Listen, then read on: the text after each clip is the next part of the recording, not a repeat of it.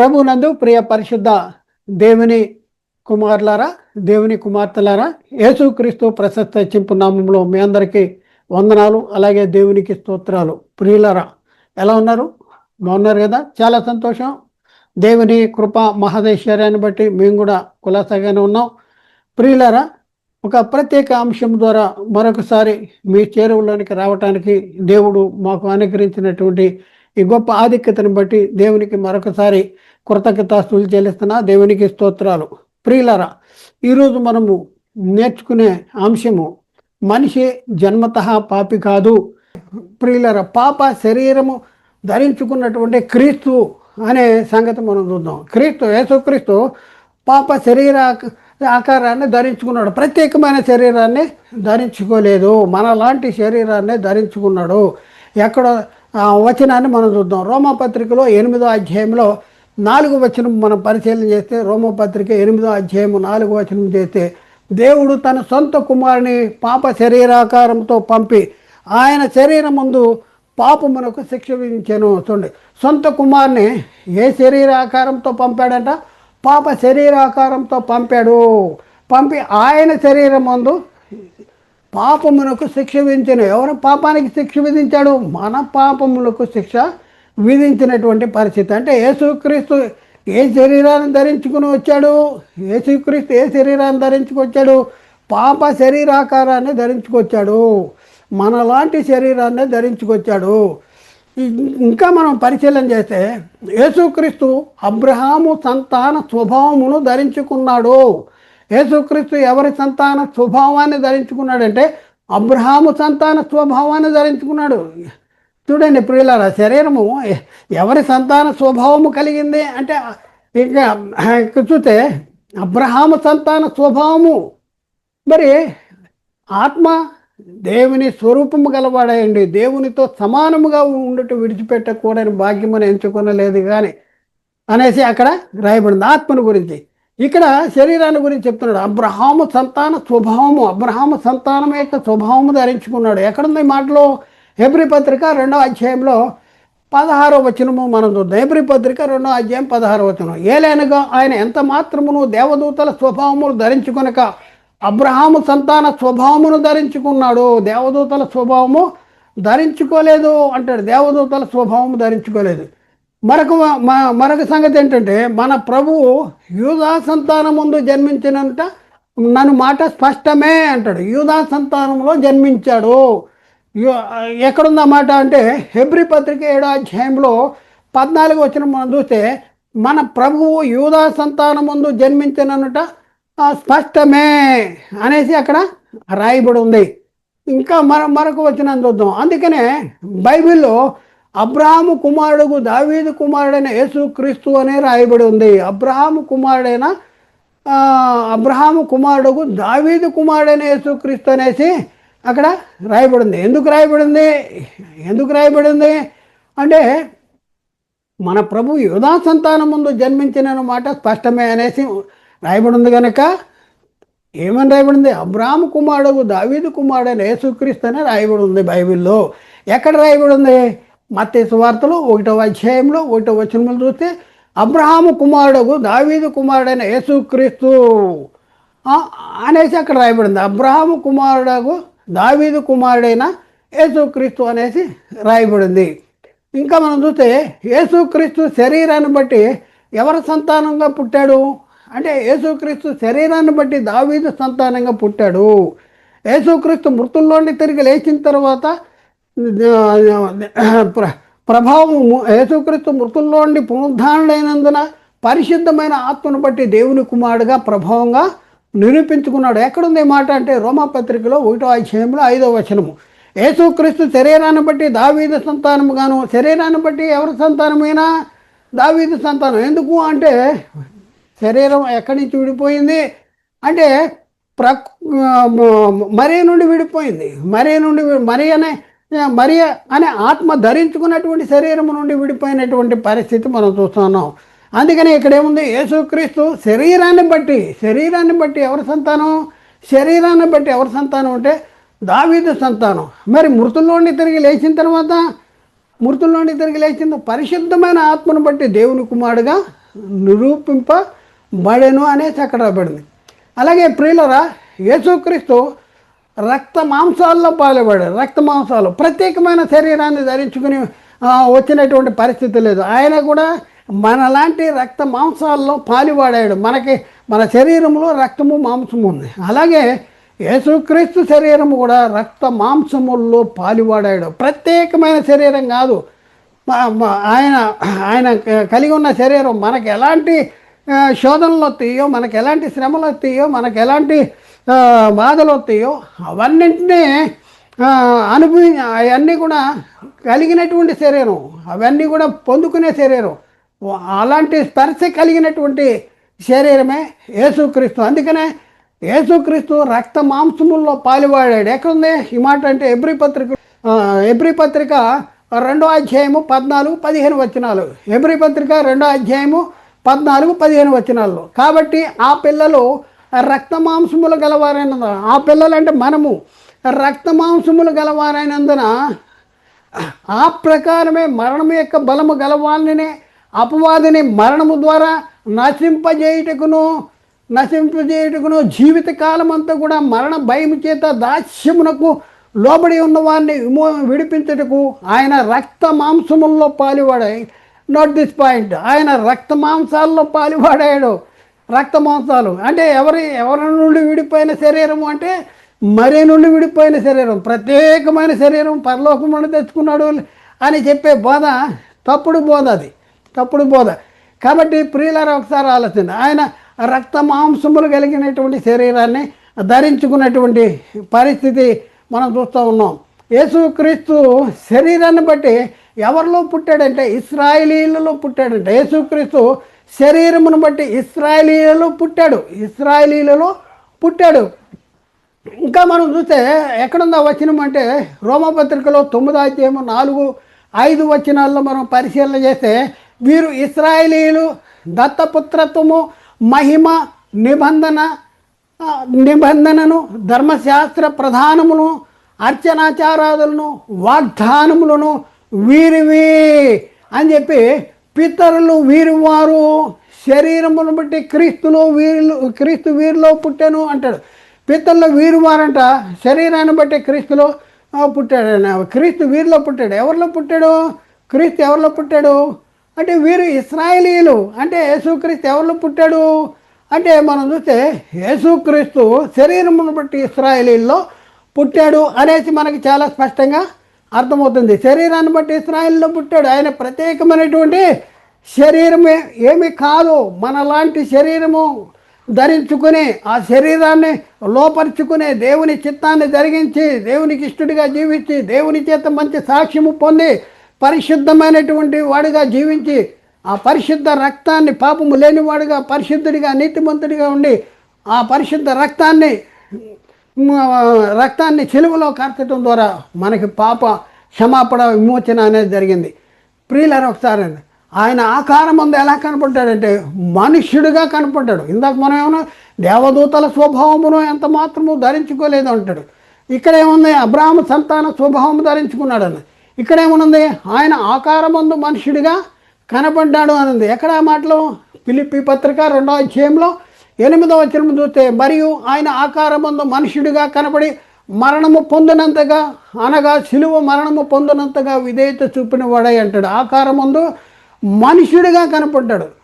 మరణము పొందినంతగా అంటాడు. మరణము పొందినంతగా అనగా శిలువ మరణము పొందినంతగా ఎంత విధేయత ఉందో చూడండి. శిలువ మరణము పొందిన ఆయన గెత్సెమనే తోటలోకి వెళ్ళి ప్రార్థన చేసేటప్పుడు, తండ్రి ఈ గిన్నె నా యొద్ద నుండి తొలగించు, నా చిత్తము కాదు నీ చిత్తమే ఎందుకు సిద్ధించును గాక అంటాడు.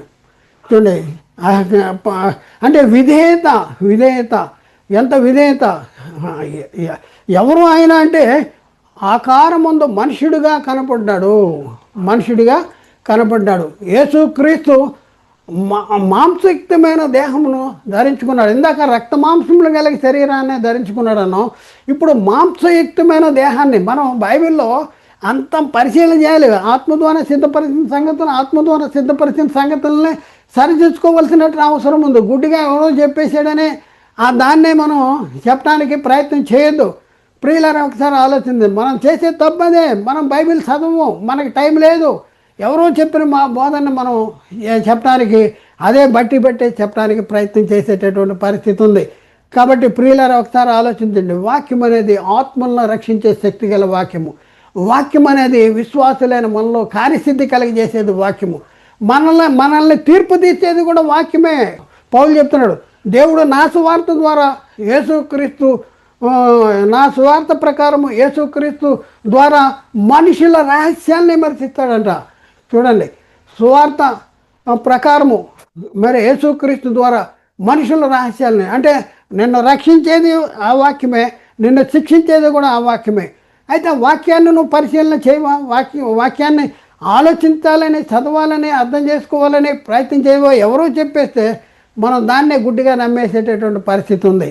కాబట్టి ప్రియులారా, యేసు క్రీస్తు మాంసయుక్తమైన దేహమును ధరించుకున్నాడు అనేటటువంటి పరిస్థితి బైబిల్లో రాయబడింది. ఎక్కడ రాయబడింది? కొలస్సీ పత్రిక 1వ అధ్యాయంలో 22వ వచనంలో మనం చూస్తే, కొలస్సీ పత్రిక 1వ అధ్యాయంలో 22వ వచనంలో చూస్తే, తన సన్నిధిని పరిశుద్ధముగాను నిర్దోషముగాను నిరపరాధులుగాను నిలవబెట్టుటకు ఆయన మాంసయుక్తమైన దేహమందు మరణం ద్వారా ఇప్పుడు మిమ్మల్ని సమాధానపరిచాను. ఆయన మరణము ద్వారా ఆ శరీరం దేన్ని అనుభవించిందంటే మరణాన్ని కూడా అనుభవించింది. మరణము పొందేటటువంటి శరీరం. అందుకని అంటాడు, మాంసయుక్తమైన దేహమందు ఆయన మరణము వలన ఇప్పుడు మిమ్మల్ని సమాధానపరిచాను. అలాగే ప్రియులారా, యేసుక్రీస్తు లోకానికి వచ్చాడు కదా, ఆయన ప్రత్యేకమైన శరీరాన్ని ఏమీ ధరించుకోలేదు. ఆయన సశరీరుడిగా ప్రత్యక్షమయ్యాడు అనేసి లేఖనాలు సాక్ష్యం చెప్తా ఉన్నాయి. యేసుక్రీస్తు సశరీరుడిగా ప్రత్యక్షుడయ్యాడు, సశరీరుడిగా ప్రత్యక్షమయ్యాడు అనేసి లేఖనాలు చెప్తున్నాయి. ఎక్కడుంది ఆ మాట? పౌలు గారు తిమోతికి రాసిన మొదటి పత్రిక 3వ అధ్యాయంలో 16వ వచనంలో మనం చూస్తే, నిరాక్షేపమైన దైవభక్తిని కూర్చున్నటువంటి మర్మం గొప్పదై ఉన్నది. ఆయన సశరీరుడిగా ప్రత్యక్షుడయ్యను, ఆత్మ విషయమున నీతిమంతుడని తీర్పు పొందెను, దేవదూతలకు కనపడను, రక్షకుడని జనులకు ప్రకటించబడను, లోకమందు నమ్మబడను, ఆరోహుండై తేజోమయుడయ్యను అంటాడు. ప్రియులని ఒకసారి ఆలోచించండి. ఆ యేసుక్రీస్తు గురించి మనం పరిశీలన చేస్తే సశరీరుడిగా ప్రత్యక్షుడయ్యాడు అనేసి లేఖనాలు చాలా స్పష్టంగా చెప్తున్నాయి. ఇంకా మనం చూస్తే యేసుక్రీస్తును గురించి మనం చూస్తే, బలియు అర్పణను నువ్వు కోరలేదు కానీ నాకు ఒక శరీరాన్ని అమర్చావు. యేసుక్రీస్తు అంటాడు, బలియు అర్పణ నువ్వు కోరవు, అయితే నాకు ఒక శరీరాన్ని అమర్చావు తండ్రి, ఇదిగో నీ చిత్తాన్ని నెరవేర్చడానికి ఇదిగో వచ్చి ఉన్నాను అనేసి ఆయన శరీరాన్ని అప్పగించినటువంటి పరిస్థితి మనం చూస్తూ ఉన్నాం. ఎక్కడ ఉందన్నమాట? హెబ్రీ పత్రికలో 10వ అధ్యాయంలో 5 నుండి 7 వచనాల్లో ఈ మాటలు రాయబడి ఉన్నాయి. కాబట్టి ఆయన ఈ లోకమందు ప్రవేశించినప్పుడు ఇలాగ చెప్పుతున్నాడు, బలియు అర్పణ నువ్వు కోరలేదు కానీ నాకు ఒక శరీరాన్ని అమర్చావు. మన అమాయకులు ఇక్కడ యేసుక్రీస్తుని గురించిన రాయబడినటువంటి సంగతిలో నాకు ఒక శరీరాన్ని అమర్చాం అనేసి ఇక్కడ రాయబడి అన్న దాన్ని తీసుకుని, ఇంకో దేవుడు యేసుక్రీస్తుకి ఒక ప్రత్యేకమైన శరీరాన్ని అమర్చాడు అనేసి మోసపోతున్నారు. యేసుక్రీస్తుకే కాదు, నాకు కూడా శరీరాన్ని అమర్చాడు, నీకు కూడా శరీరాన్ని అమర్చాడు. నేను అనే ఆత్మకు ఒక శరీరాన్ని అమర్చాడు తల్లి గర్భం ద్వారా. యేసుక్రీస్తుకి మరియ గర్భం ద్వారా ఒక శరీరాన్ని అమర్చాడు. దాన్నే చెప్తున్నాడు, నాకు ఒక శరీరాన్ని అమర్చితివి, పూర్ణ హోమములను పాప పరిహారార్థ బలులను నీకు ఇష్టమైనవి కాదు.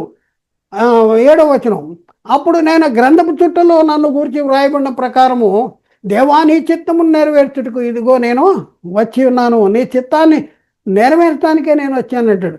అయితే ప్రియులారా, ఒకసారి ఆలోచన, యేసుక్రీస్తు శరీరధారిగా ఉన్న దినాల్లో ఆయన ఎందుకు తండ్రి చేత అంగీకరించబడ్డాడు? తండ్రి చేత యేసుక్రీస్తు ఎందుకు అంగీకరించబడ్డాడు చూద్దాం. శరీరధారి అయిన దినముల్లో ఆయన ఎందుకు అంగీకరించబడ్డాడు అనేసి మనం లేఖనాన్ని పరిశీలన చేస్తే, హెబ్రీ పత్రికలో 5వ అధ్యాయంలో 7వ వచనం చూస్తే, శరీరధారి అయి ఉన్న దినములలో మహారోదనతోనూ కన్నీళ్లతోనూ తన్ను మరణము నుండి రక్షించగలవాన్ని ప్రార్థనలను యాచనలను సమర్పించి భయభక్తులు కలిగి ఉన్నందున ఆయన అంగీకరించబడ్డాడు. చూడండి ఏం చేశాడు, మరణము నుండి రక్షింపగలవానికి శరీరధారి ఉన్నదనంలో మహారోదనతోనూ కన్నీళ్లతోనూ తన్ను మరణము నుండి రక్షింపగలవానికి, ఏ మరణము నుండి రక్షింపగలవానికి? శరీర మరణం అనేది అందరికీ వస్తుంది. యేసుక్రీస్తు కూడా ఈ లోకానికి వచ్చినప్పుడు ఆయన చెప్పాడు, నేను నన్ను నన్ను నన్ను పట్టుకుంటారు, నేను సెలవేయబడతాను, చనిపోతాను అన్నాడు. మళ్ళీ ఏం చెప్పాడు? 3వ దినాన్ని తిరిగి లెగుస్తాను అన్నాడు. అందుకని ఇక్కడ ఏమంటే మరణము నుండి, అంటే ఏ మరణము? 2వ మరణము నుండి తప్పించు, నరకాన్ని నుంచి తప్పించేటటువంటి వాడికి. ఇప్పుడున్న పరిస్థితుల్లో మన పరిస్థితి చూస్తే మనం శరీరాన్ని ధరించుకున్నాం కదా, మరి మరణము మనమై ఉన్న ఆత్మను మరణము నుండి రక్షించగలవాడు ఎవరు అంటే ఆయన తండ్రి అయిన దేవుడు. మనల్ని మరణము నుండి రక్షించగలవాడు తండ్రి అయిన దేవుడు. మరి ఇప్పుడున్న పరిస్థితుల్లో మనము తండ్రి అయిన దేవునికి మరి రోదనతోనూ కన్నీళ్లతోనూ మరి ప్రార్థన చేసేటటువంటి పరిస్థితి ఉందా? ఒకసారి ఆలోచన. ప్రార్థన ఎలా చేస్తున్నావు? దేనికోసం చేస్తున్నావు? దేనికోసం? లోక సంబంధమైన వాటి కోసం ప్రార్థన చేస్తున్నా, కానీ మరణము నుండి తప్పించబడాలని తండ్రికి ప్రార్థన చేస్తా ఉన్నామా? ఒకసారి ఆలోచించుకోవాల్సినటువంటి అవసరము మనకుంది. అయితే ప్రియులరా, యేసుక్రీస్తు తానే తన శరీరం ముందు మన పాపాలని మోసాడు. మరి ఇక్కడ మనం చూస్తే యేసుక్రీస్తు పాప శరీరాకారాన్ని ధరించుకుని వచ్చినటువంటి యేసుక్రీస్తు తన శరీరం ముందు ఏం చేశాడంటే మన పాపాలని మ్రాను మీద మోసాడు. ఎందుకు సిలువెక్కాల్సి వచ్చింది? మన పాపాల కోసం. ఆయన ఎందుకు సిలువెక్కాల్సి వచ్చిందంటే మన పాపాల కోసం ఆయన సిలువెక్కవలసి వచ్చింది. ఎక్కడుంది మాటలంటే పేతురు రాసిన మొదటి పత్రిక 2వ అధ్యాయం 24వ వచనంలో ఈ రీతిగా రాయబడింది, మనము పాపముల విషయమై చనిపోయి నీతి విషయమై జీవించినట్లు ఆయన తానే తన శరీరం ముందు మన పాపములను మాను మీద మోసెను. ఆయన పొందిన గాయముల చేత మీరు స్వస్థతను పొందితిరి. ఆయన పొందిన గాయాలంట, ఆ గాయాల చేత మనం స్వస్థత, గాయపరచబడేటటువంటి హస్తాలు అవి. కాబట్టి ప్రియులరా, ఒకసారి మనం ఆయన తానే తన శరీరం ముందు మన పాపాలని మన మీద మోసాడు అనేసి. మరొక సంగతి ఏంటంటే, క్రీస్తు శరీర విషయంలో చంపబడి ఆత్మ విషయంలో బ్రతికించబడాడు. శరీర విషయంలో చంపబడ్డాడు. మనం ఎలా చనిపోతామో యేసుక్రీస్తు కూడా అలాగే శరీర విషయంలో చంపబడ్డాడు, కానీ ఆత్మ విషయంలో బ్రతికించబడినట్టు మనం లేఖనాల్లో చెప్పబడింది. ఎక్కడ చెప్పబడింది అంటే పేతురు రాసిన మొదటి పత్రికలో 3వ అధ్యాయము 18-19 వచనాల్లో మనం చూసుకుంటే ప్రియులారా, అక్కడ ఏమన్నా ఏలైనగా మనల్ని దేవుని ఎద్దుకు తెచ్చుటకు, మనల్ని దేవుని దగ్గర తెచ్చుటకు అనీతిమంతుల కోసం నీతిమంతుడైన యేసుక్రీస్తు శరీర విషయంలో చంపబడి ఆత్మ విషయంలో బ్రతికించబడి పాపముల విషయంలో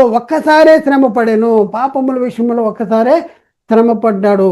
ప్రియులారా, మనం ఇప్పుడు వరకు మనం నేర్చుకున్నది మనం ఒకసారి పరిశీలన చేస్తే, ఆయన పాప శరీరాన్ని ధరించుకున్నాడు. ఆయన అబ్రహాము సంతాన స్వభావంలో పుట్టాడు. ఆయన దావీదు వంశంలో పుట్టాడు. ఆయన ఇశ్రాయేలీల్లో పుట్టాడు అనేసి ఇలా మనం చూస్తే ఆయన శరీరము ఎలాంటి శరీరం అంటే మనలాంటి శరీరమే, పాప స్వభావం కలిగిన శరీరమే, ప్రకృతి సంబంధమైన శరీరమే, మట్టి శరీరమే అనేసి మనం ఇప్పటి వరకు నేర్చుకున్నాం. ప్రియులారా, అవునంటారా? అవును. కాబట్టి ప్రియులారా, ఆలోచించండి, అర్థం చేసుకుంటానికి ప్రయత్నించండి. యేసుక్రీస్తు ధరించుకున్నటువంటి శరీరము పాప స్వభావం కలిగిన శరీరమే. దేవుడు తన సొంత కుమారుని పాప శరీరాకారంతో పంపాడు. ఆయన శరీరం ముందు మన పాపాలకి చేసు పాప శరీర ఆకారంతో పంపాడు. అంటే యేసుక్రీస్తు ఈ లోకానికి, యేసుక్రీస్తు పరలోకంలో తండ్రి దగ్గర ఉన్నటువంటి కుమారుడు యేసుక్రీస్తు ఈ లోకానికి వచ్చి ఈ లోకంలో జీవించాలంటే ఆయనకి ఒక శరీరం కావాలి. అందుకనే నువ్వు నాకు ఒక శరీరాన్ని ధరింపచేస్తూ ఉంటాడు. ఆ శరీరం ఎక్కడ ధరించుకున్నాడు? మరియ గర్భంలో ధరించుకున్నాడు. అంటే ఆ శరీరము ఎవరి నుంచి విడిపోయిందంటే మరియ అనే ఆత్మకు ధరింపజేసినటువంటి శరీరము నుండే విడిపోయినటువంటి శరీరము. ఆ శరీరంలో ప్రత్యేకత అనేది ఏం లేదు. ప్రత్యేకత మనలాంటి శరీరమే, ఆదాముకు ధరింపజేసినటువంటి శరీరం లాంటిదే. అలాగే మనం పరిశీలన చేస్తే మా మా ఆ, మరి ధరించుకున్నటువంటి శరీరం లాంటి శరీరమే అనేసి మనం గుర్తించవలసినటువంటి అవసరం ఉంది.